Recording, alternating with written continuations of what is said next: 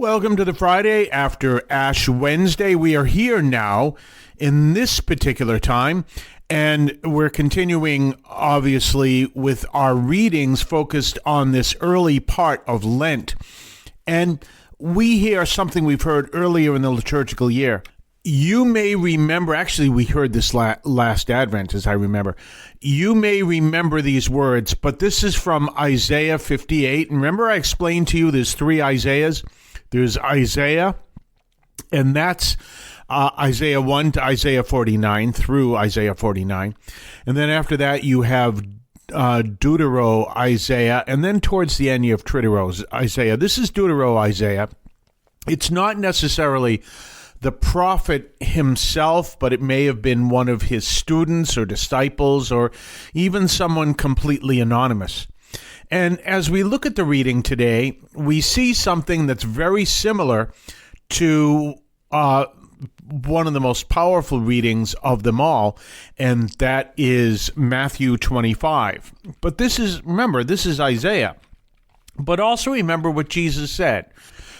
He did not come to destroy or to put away the slightest jot or tittle of the law. Well, when we're looking at the law, we can always think of law as such as we do today, but we're talking about the wisdom of God.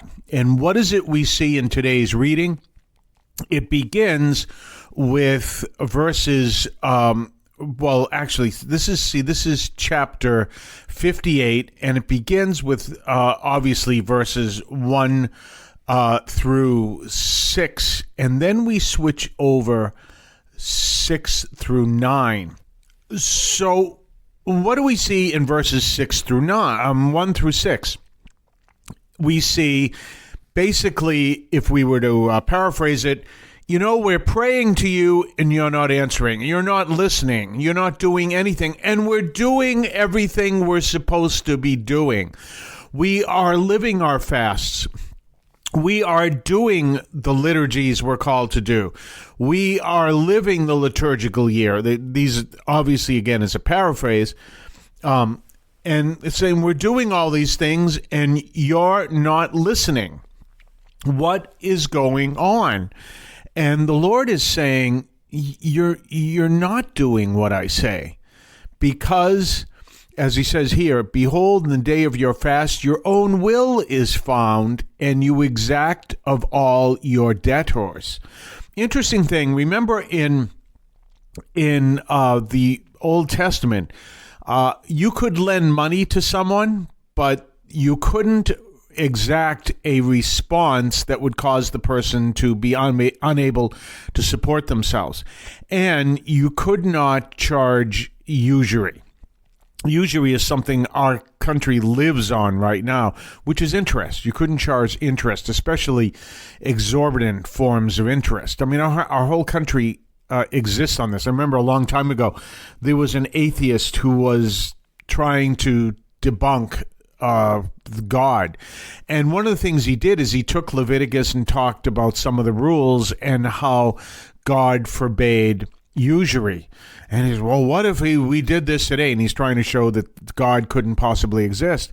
And yet, there are people that are living under tremendous debt, that it's killing them. It's destroying them. And that certainly isn't God's will, completely over the head of this guy. And that's one of the realities. What is God saying? You're claiming you do everything liturgically right, but you're not living in justice. And then he goes on, he says, this is what I want to see. Is not this rather the fast that I have chosen? This is chapter 58, 6 and following from the fine folks at the Dewey Rams, where I am not worried about copyright issues.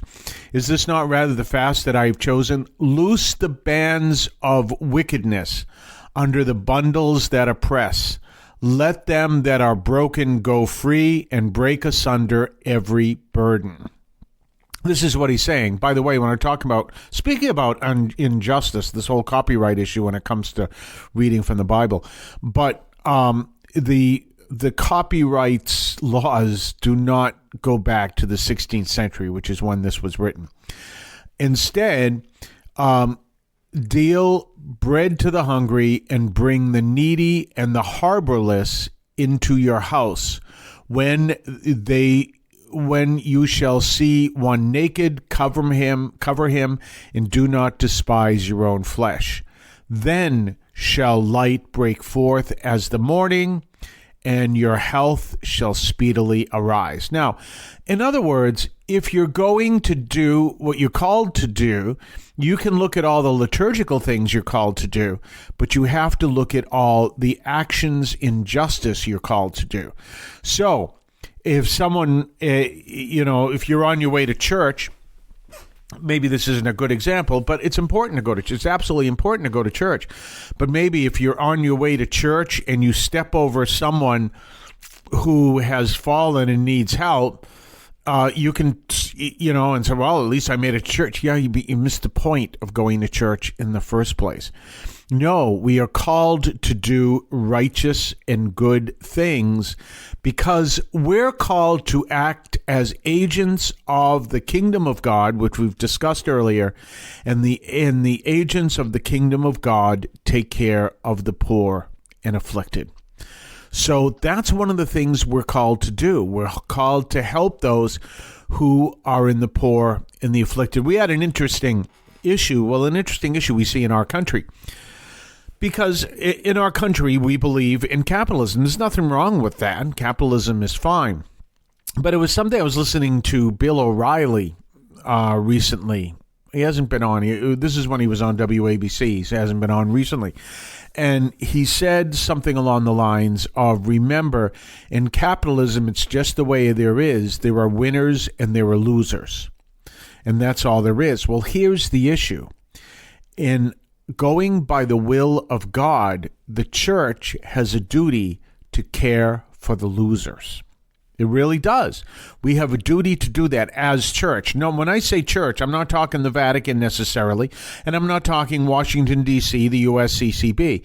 I'm talking you and I, and we obviously don't have a duty to help every single person who is in need because we can't. We don't have that ability. But we are able to help someone from time to time, and that's an important thing. And this is one of our duties.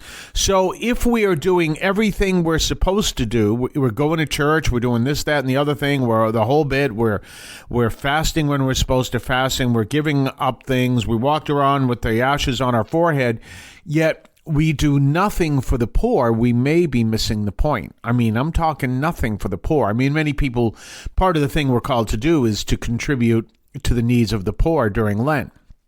People say, no, they're all a bunch of losers. We don't have to worry about them. That is not what the Lord calls us to do. We're called to care for the poor in all different ways. It doesn't mean that we're called to necessarily contribute financially. We can contribute in other ways. And a lot of stuff we can't do as much anymore because of legal issues, but we can try to do what we can. You know, like one of the big questions that comes up, and this is a legitimate question, there's nothing wrong with it. Should you give money to a panhandler? And the answer is up in the air. This was discussed a lot, I heard from the Catholic workers, because Dorothy Day would say yes, and people would say yes, but they're going to use the money to buy drugs, and Dorothy Day, as my understanding, would say that's not our issue. Our issue is they are in need of money, we give money. Other people would say absolutely not, because they're going to use money improperly. I suggest the best thing is to give it to an agency that can use the money well. Like I always recommend St. Francis House here in Boston, and there are others.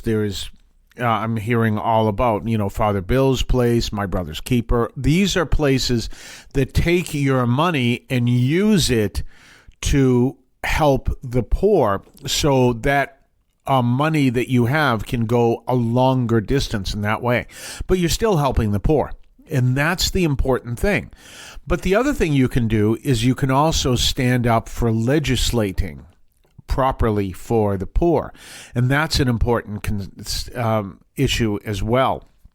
One of the things that really bothered me about the last shutdown, and I'm not going to mention political parties directly. I am going to tell you that politics is politics. And one of the things I have seen, at least from one of our political parties, is they have no problem exploiting people for their own benefit and saying, here, we're helping those people. And they never have. I've seen that 1,000 times. And that's one of the things that is absolutely evil. When you see that, and you see it all the time, that's absolutely evil. So when the last shutdown happened, and there were people that were going to go without their SNAP benefits because they are very poor, all because to prove a point, that's evil. I'm sorry, that is absolutely evil. And people will say, well, they should be working harder. Really? There are people that have really good jobs and work very hard, but they aren't able to sustain themselves because the job pays well, but they're maybe taking care of several children. They may be taking care of several issues. Maybe they don't have a house. Maybe they don't. And there you are. And they may have a good job, but the job isn't paying enough to help them in everything they need. And it's not like they're driving around in a Rolls Royce by any chance, because obviously they aren't. But this is real. And they are part of the poor, and they do rely on their SNAP benefits. They're absolutely essential. So when someone says, we're going to prove our point, and you go, well, in proving your point, you're going to cost people their SNAP benefits, then you're not proving your point. You're just making yourselves look like complete buffoons. And that's literally what happens. And then all of a sudden when people realize it, they go, boy, did we make a mistake. Yeah, you did. Don't use other people as human shields. And the way you do it as human shields is say, either the country goes the way we want it, or we're going to make these people starve. It's essentially what went on in the last shutdown, the shutdown that happened, about a month ago. Either the country does what we want, or these people are going to starve. Enough. That has no place in our country, and no one should be doing it. Now, if it does have a place in our country on the government, then the government has to authorize the private groups, churches, and everyone else to take up the slack. That's got to be done. And, at one time that was done very commonly. That the Catholic Church had tremendous amount of hospitals around the country, but now everything is also legislated and everything else. And that's fine. But that was one of their works. You had Mother Cabrini, and that was one of their works.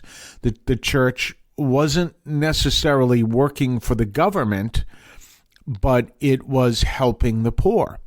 And you had other churches doing the same thing. And now, the government has taken all of that. That's fine because of the technology. Everything is more expensive. But you don't want to legislate in such a way that there's nothing you can do in helping others, even helping the government help others. That's what you want to make sure is done, is that people are allowed to help. And that does happen in our country. There are people who are allowed to help. But you never want to lose that. You never want to lose that. And that's important. This is one of the issues that I have with Catholic education, is it's very expensive. And you have to take out student loans in order to get a degree from that institution.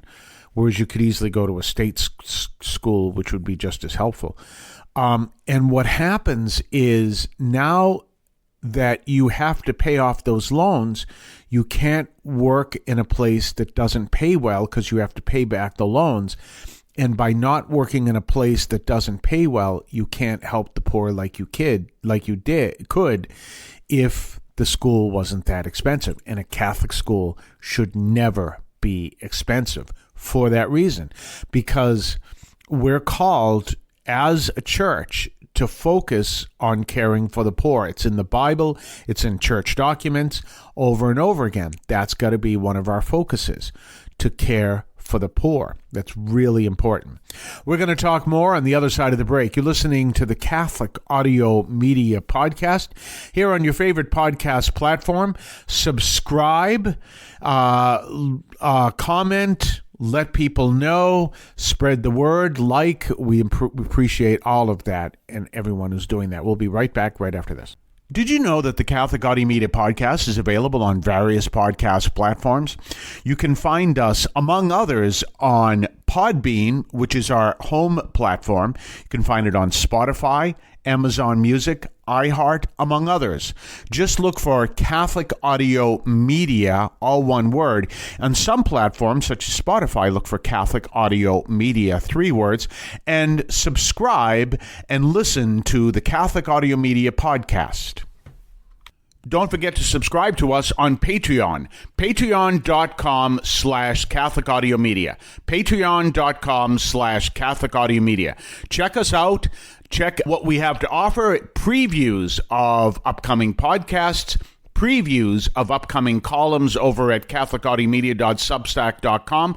Your ability to comment, make suggestions, even make suggestions in upcoming programs.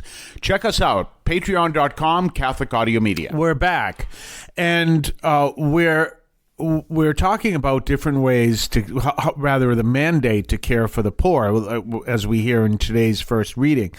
But one of the things to look at is, remember, there's all different ways to care for the poor. I told you the story a few weeks ago, but I'll tell you the story again. And this is just an idea and to care for the poor. I had a Brazilian with me. I was taking him around New York, showing him how New York was. And he was kind of funny because everything was better in Sao Paulo, but we won't go there, as he would say. So, but we checked out all these things in New York. And then we went to I think it's called Brazilian Barbecue. No, the Dallas Barbecue. I don't know if it's still there. Located on 8th Street. I think it's like 8th and maybe 49th Street or somewhere in that vicinity. And, it's everything's big in Texas, and so that was the whole thing. They had a lot of food. Well, he said he couldn't order all that food. I mean, he couldn't eat all the food that he received. What are we going to do with it? I said, don't worry about it. Now, the Dallas Barbecue is not far from Times Square. I think it's maybe 1 or 2 blocks. So I was going to show him Times Square anyway. So I said, here's what to do. We'll bring it with us. We can ask them to give us the remainder. We'll bring it with us. We walked to Times Square, and in Times Square, I found a trash. Now, remember, this is all wrapped. I found a trash barrel, and, one of those with a lip on it, a big, huge lip on it, so that you can lay something on it. And I laid it on top of that. It's all wrapped and everything else. Now, why would I do that? Because it looks like I'm throwing it in the trash, even though I'm carefully putting it on the lip and on the barrel. Because a lot of the poor look through the trash to find uneaten food. That's how desperate they are. So if you have half a meal from the Dallas Barbecue, someone's going to find it, and maybe several people are going to find it, and they're going to eat it, and they're going to enjoy it. So that's one of the ways you can help the poor, and that actually doesn't take any more money than you've already spent, because you've spent for the meal anyway. That's one of the things that you can do. There's other ways that you can think of, just creative ways to help the poor. One of them, this was all put out by the saints. St. Augustine used to say this. If you have clothes that you no longer use or no longer fit you, he would say, or actually he did say, those clothes belong to the poor. Give them away. They belong to the poor. All kinds of things like that. These are some of the powerful things that we keep in mind, that we're mindful of taking care of the poor. So it doesn't mean you absolutely have to give money. There are other things you can do. And that's one of the powerful things. You can give money, but there are other things. You can also give of your time. But then again, different other things you can do to help the poor. So keeping that in mind, I had a situation where someone gave me some food and I couldn't eat it. I didn't want to tell them. I didn't want to offend them. So I had the food in my car and I was driving back home, and there was an area where the homeless are, and it just happens to be on my route. And this guy yelled out, "You have any money?" And I never give money at a stoplight, ever, because it ties up traffic. I'm never going to do it. If you know anyone who, is ever asking for money at a stoplight, tell him don't even think of asking him, because he's never going to give you a dime at a stoplight. So what happened was I was going there and this guy yells out, "Do you have any money?" And I said, "I have food." And I held it out and he came and grabbed it and off he went. Those are things you can do. And it doesn't take any extra money. It's ways you can help other people, because that's one of the mandates we have. We're here to care for the poor and the homeless and everything else that's clearly there. That's not just Matthew 25. It happens to be the first reading. Because going back to what Bill O'Reilly said, in capitalism, even though capitalism, it has always existed. There's always been capitalism, but the official system that we understand comes from Adam Smith back in the 16th century. Capitalism has winners and losers. That's what they're always saying. And that's what Bill O'Reilly said, winners and losers. Well, we as a church have a duty to care for the losers. That's what we have a duty to care for the losers.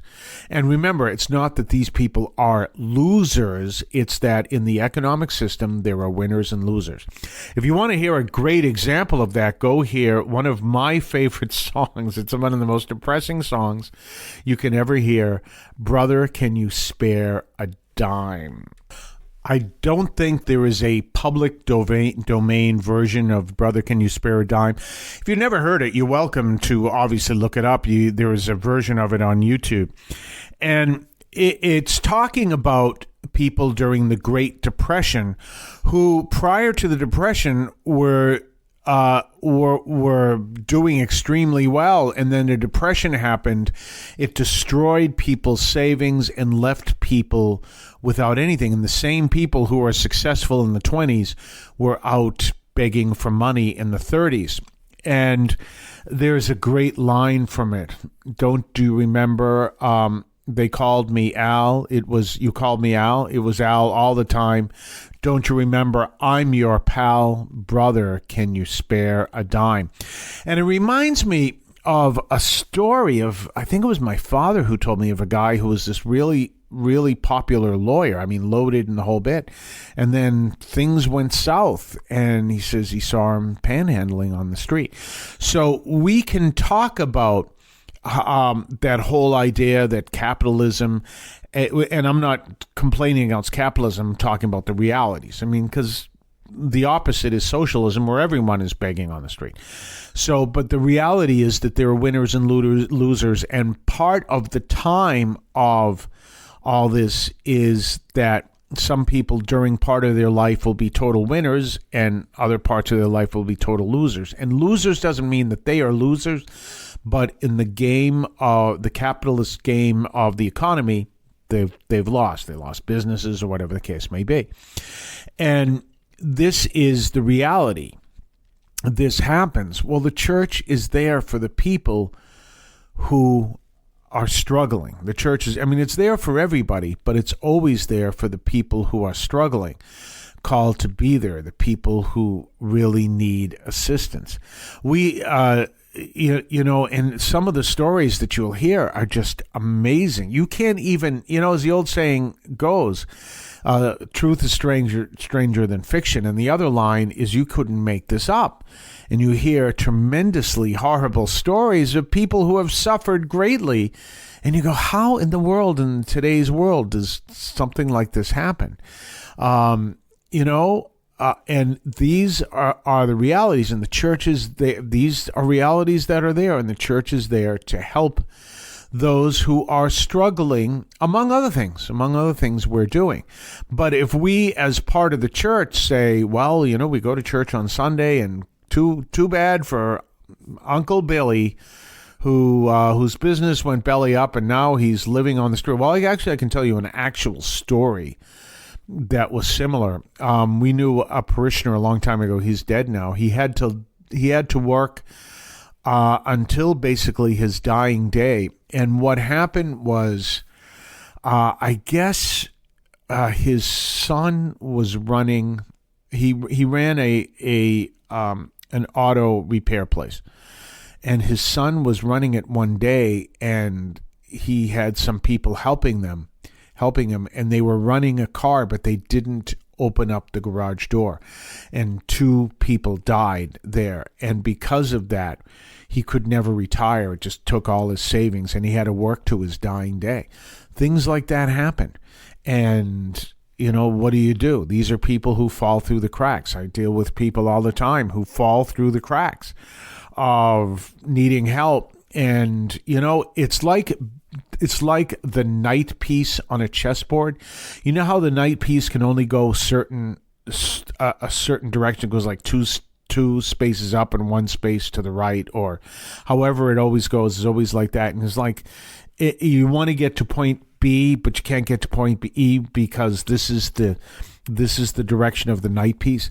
There are people that deal with that exact same situation with programs. Well, you qualify, but you actually don't. But in order to qualify for this program, which you are qualified for, except for the fact you have to qualify for this program, which you're not qualified for, you hear that all the time. And you got these programs that are put together, and someone goes to try to get help, and program A doesn't help the person, but maybe program B does, but program B can't help the person unless program C approves, and program C is closed.